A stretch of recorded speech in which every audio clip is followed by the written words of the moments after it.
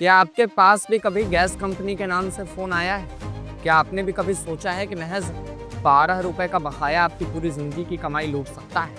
इंद्रपुरम दिल्ली के विनोद कुमार के साथ ठीक यही हुआ, और जो हुआ वो आप में से किसी के साथ भी हो सकता है। नमस्कार, आप देख रहे हैं सत्य भारत टाइम्स और मैं हूं आपके साथ विरूपाक्ष कौंडिन्य। ये कहानी है उस धोखे की जो इतना सुनियोजित था कि एक पढ़े लिखे इंसान को भी पलक झपकते ही लुटेरे अपना शिकार बना गए। 9 जनवरी की सुबह विनोद कुमार के व्हाट्सएप पर एक अनजान नंबर से कॉल है। कॉलर ने खुद को इंद्रप्रस्थ गैस लिमिटेड यानी IGL कंपनी का कर्मचारी बताया। बात बहुत साफ थी कि 12 रुपए का बकाया जमा नहीं हुआ तो गैस कनेक्शन काट दिया जाएगा। सुनने में ये बात मामूली लगती है, लेकिन यही मामूली सी बात साइबर ठगों के लिए 13 लाख रुपए लेने का दरवाजा बन गई। कॉलर ने विनोद को व्हाट्सएप पर IGL के नाम से एक APK फाइल भेजी। इसके साथ ही एक पेमेंट लिंक भी थी। विनोद ने लिंक पर क्लिक किया, प्रक्रिया शुरू हुई, लेकिन OTP नहीं आया। यहीं से विनोद को शक हुआ। उन्होंने भुगतान को तत्काल रोक दिया, लेकिन ठग नहीं रुके। कुछ ही देर में विनोद के फोन पर लगातार OTP आने लगी, एक के बाद एक, बिना रुके।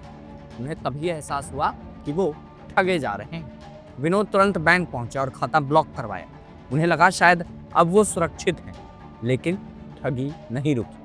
अगले दिन 10 जनवरी को विनोद की फिक्स्ड डिपॉजिट तोड़कर ठगों ने फिर से 8 बार में सारी रकम निकाल ली। जब बैंक स्टेटमेंट देखा तो सच सामने आया कि 9 जनवरी को 30 लेन देन, करीबन 10 लाख रुपए गायब। 10 जनवरी को फिर से 8 लेन देन, करीबन 2,66,000 रुपए और लुट गए। कुल मिलाकर 38 लेन देन और लगभग 13 लाख रुपए साफ। ये सब उस APK फाइल की वजह से हुआ जो विनोद ने अनजाने में डाउनलोड कर ली थी। वो फाइल एक जाल थी, एक ऐसा हथियार जिसने उसके फोन पर पूरा नियंत्रण ठगों को सौंप दिया।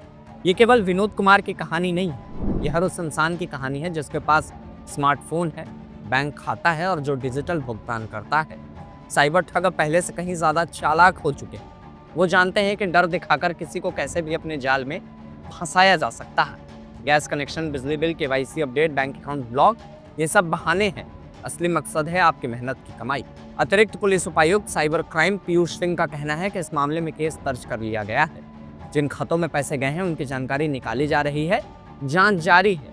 लेकिन सवाल यह है कि क्या पैसे वापस आएंगे, क्या ठगों को पकड़ा जा सकेगा, और सबसे बड़ा सवाल, क्या हम खुद को इस जाल से बचा सकते हैं। यहाँ बचने के लिए आपको याद रखना होगा कि किसी भी कंपनी का असली कर्मचारी कभी भी व्हाट्सएप पर कॉल नहीं करेगा और व्हाट्सएप पर APK फाइल नहीं भेजेगा।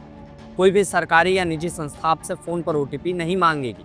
हर कोई आपको डराकर तुरंत पेमेंट करने को कहे तो सावधान हो जाए, ये धोखा हो सकता है। किसी भी अनजान लिंक पर क्लिक करने से पहले सोचे। अपने बैंक खाते में किसी भी तरह की असमान गतिविधि दिखे तो तुरंत बैंक और साइबर क्राइम हेल्पलाइन पर संपर्क करें। विनोद कुमार की कहानी एक चेतावनी भी है और एक सबक भी।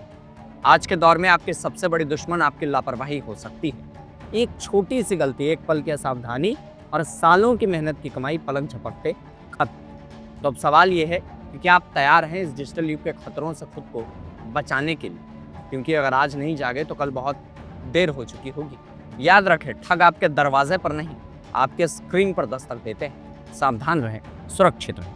इन खबरों पर बाकी अपडेट्स के लिए आप बने रहें हमारे साथ और देखते रहें सत्य भारत टाइम्स।